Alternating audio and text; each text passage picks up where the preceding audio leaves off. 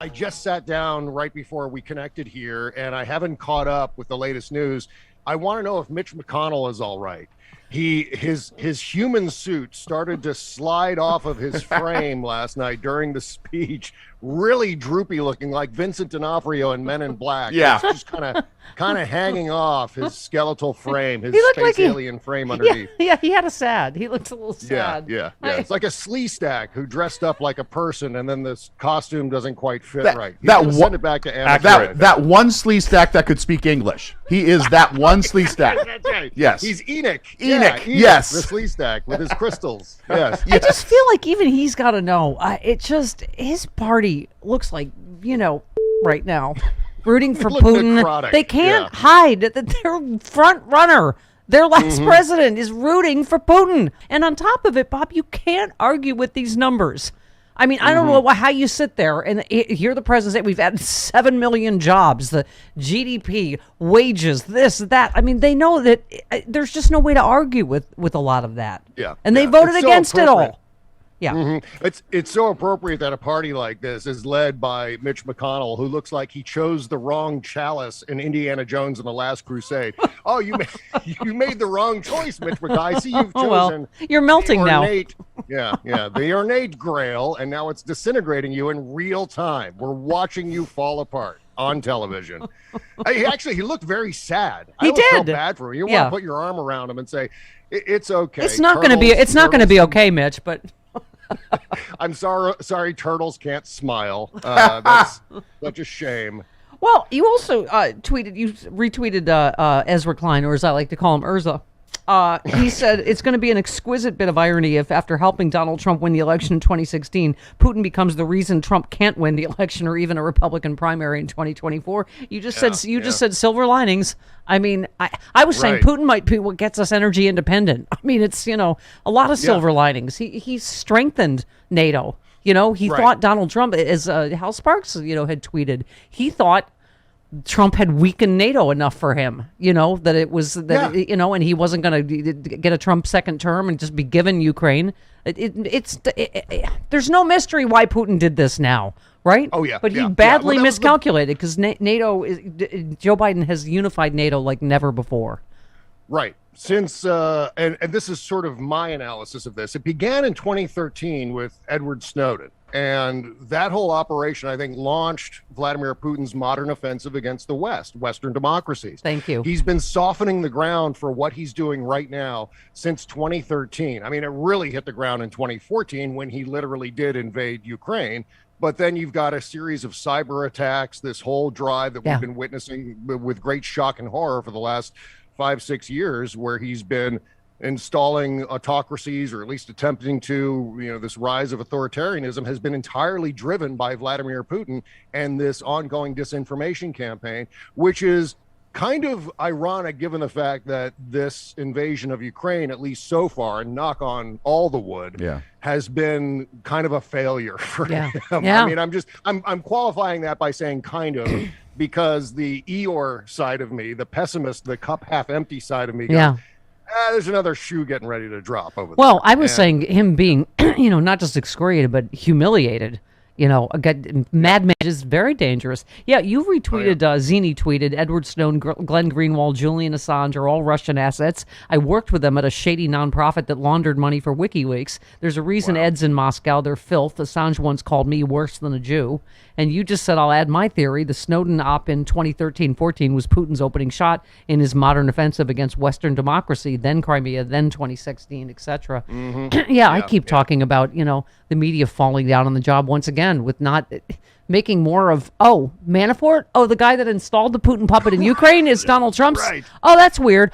He shared polling data in the swing states that Hillary lost by a sliver. Right. I mean, it's just, he installed a Putin puppet here. I mean, and and that's, again, the thing that I think everybody's saying Putin hasn't figured out is they've already we overthrew our Putin puppet. They overthrew their Putin puppet. They will never submit to Russian rule, even if militarily they overtake them, right? It'll be really fascinating to see how many Putin puppets inside the United States get frustrated with their cause, get frustrated with their contract, I should say. because they're not going to get paid as long as these sanctions are applied. I don't know how they're going to get their money. I mean, I've kind of looked at this and hypothesized a few things because obviously we have very little evidence, but I believe that there are these, I think there are a lot of dark money groups that are funneling cash, like Zenny reported, funneling cash to influencers, activists here in the United States, even people like Donald Trump, for God's sake. I mean, obviously we don't need any more evidence of that, but I mean, beyond Eric Trump saying we get most of our money from Russia. Oh, so I'm not supposed to say it out loud. Oh. Yeah, I know. Whoops. And then, I think there are a lot of people who actively defend Russia here in the United States with gigantic platforms on social media who probably aren't getting paid. At least the last 7 days. They're a little bit, the rubles ran out. Yeah. The rubles are worth a penny. Yeah, exactly. By the way, I don't know. I know you and your other nerd caucus, Travis Bone, will be talking about this. Is there a special nerd booking, service that runs right through the Stephanie Miller Show? It's the nerd hotline. Oh, okay. Yeah. Yeah. Warner Brothers has announced it has halted its plans to release The Batman in Russia. This was supposed to happen Friday. I'm just telling you, you nerds, you may save the world. Yeah. There'll be a revolution. Oh, yeah. They'll be like, "Nyet, we're out." They'll show you a Dark Knight. Sony also announced plans to pause its plans to release Morbius, the upcoming Marvel superhero movie, and other upcoming theatrical releases in Russia. Disney had announced it's going to pause Pixar's Turning Red. I'm just saying, you nerds are gonna. This is what's really gonna save the world. We saved Hollywood, and now we're going to save the world with our sanctions. That's right. We're not letting, just because the Russians aren't going to get to see The Batman and these couple of other movies that I completely tuned that out because it wasn't The Batman that you were talking about. So right. I don't know the other movies that you mentioned. But sorry. Yeah, but in this case, because The Batman is not going to be seen in Russia, that is going to bring world peace. And you can thank all of us. Bring Russia to its knees. Is it safe to say, Bob, that's going to... Is it safe to say it's going to be a Dark Knight in the theaters? Oh, really? Really, nerd? Really, nerd? Really? Oh, God. His chair. Don't you hear a nation of snorting? Just other nerds listening to the radio. Travis. All right, nerds. Everybody settle. Well, by the way, correction. Chris, it is not being, the reviews are not mixed. Actually, it's 86% on Rotten Tomatoes right now for The Batman. Take that. So, Take that, Chris. Non-nerd. With your facts. I just read that Robert Pattinson looks bored throughout the whole thing. All right, listen. Can we just? I don't know. I haven't seen it yet, but it looks great. I mean, I said to Travis yesterday, I'm not a huge fan of the new Batman suit, but I'm very nitpicky when it comes to that. But I just love the idea. Amazing. The specter of a bunch of Russian soldiers like psycho stabbing their own fuel tanks. No, Batman. No, we're done. We're staying in Ukraine where they have the Batman. I surrender. Take me to the movie theater. Is Batman being released in Ukraine? I surrender. I surrender. They're going AWOL for the Batman. Right. That's right. Now that we're in Ukraine and we can see the Batman here, we're going to see the Batman. I surrender if you take me to the multiplex. I would like juju beats, please. Okay. By the way, you also speaking of films. App. Why doesn't this work? You're a fan of the TikTok now because of Tank Girl. Oh yeah. Somebody tweeted the future is a very weird place. Ukrainians are uploading videos on TikTok about how to drive abandoned or captured Russian military vehicles. And you just said I'm not on TikTok. I have no plans for it, but videos like this might make me change my mind. Yeah, I did one TikTok. That was it. We kind of gave up on that, didn't we? We posted a few things. Listen, if I capture a tank, I'll make another one. Okay. Well, that was so great. I mean, if I wasn't spoken for, I'd be calling Tank Girl. Yes. Hey, yes. Pick me up in your tank. In all seriousness, that was an amazing little clip. Yes. Because usually when you abandon your heavy machinery like that, you abandon your artillery or whatever, you're being overrun by an enemy.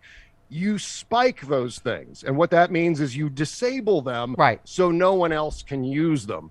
And whoever was manning that tank basically said, okay, I'm gifting this to the Ukrainian people. Here, have my tank. Yes. Because whoever it was that didn't disable it, and they should. Yeah. Well, I'm glad they didn't.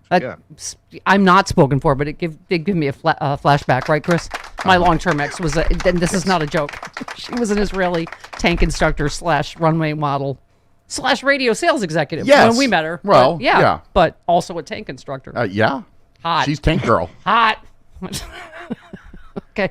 So listen, you also, somebody tweeted, I'm conflicted. There's part of me that realizes we need to pay attention to what these nut jobs are doing. Another part of me wants to give them no clicks, no attention, no retweets. You keep saying ignoring them will not make them go away. Because this is, I know, and we take crap whenever we play a Trump soundbite or whatever. We try to limit it, but, you cannot ignore, what's happening out there that is a threat to our own democracy. Can we? Yeah. Right. Well, put it this way. This is the question I always ask people, because I always get that. Maybe once a week, I get someone complaining in my mentions on Twitter saying, why are you paying attention to these people, Bob? Well, here's the question. If the Republicans decided to stop paying attention to Joe Biden, for example, would that be good news for Joe Biden or bad news for Joe Biden? It would unequivocally be good news for Joe Biden. So you reverse it. Why would we ever want to stop calling out, fact checking, paying attention to the ridiculousness of these people who are actively tearing down American democracy? Yeah. It's just utter madness. It only hurts them. Yeah.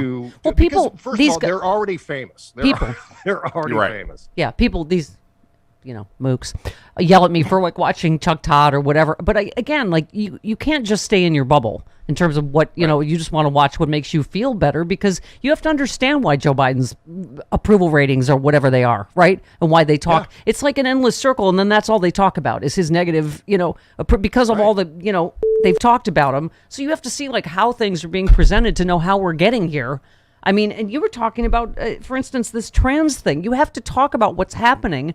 Because Aaron tweeted, they've started the process to try to take transgender kids from their parents in Texas. They're actually doing it. This is unconscionable. And you just said this is monstrous, utterly monstrous. And so, we're banning books in America where, you know what I mean? It's just, don't say gay. It's happening in America. I mean, it's almost like a backdoor form of ethnic cleansing. I mean, it's obviously not, we're not talking about the ethnicities here, but what we're talking about is cleansing the red states of anyone who's not a cis, straight white male, basically. Yeah. I mean, Texas actively forcing women of reproductive age out of their state by taking away those women's sovereignty over their own body.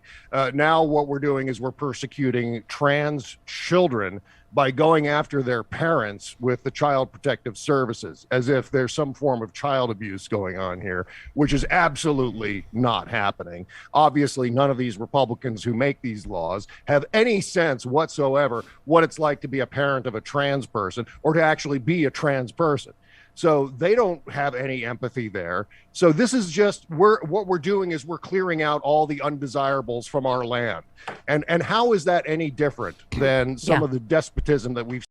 One of the most anti-democratic things that we have seen in the history of this country. What a dark chapter. Talk about not, if you don't read history, I mean, you're doomed to repeat it if you don't learn it. And we were talking yesterday about Putin targeting gays. It's like, go crack a book about World War II. Hitler started with gays. I mean, I remember Mitch McConnell's face last night during the State of the Union, how he looked so sad. Yeah. He was thinking about black people voting. That's why he looked so sad. All right. Thank you, Bob, for that. I appreciate it. I didn't know what was in his thought bubble. Love you, Bob Cesca. The Bob Cesca Show is essential. Listen for the nerd booking.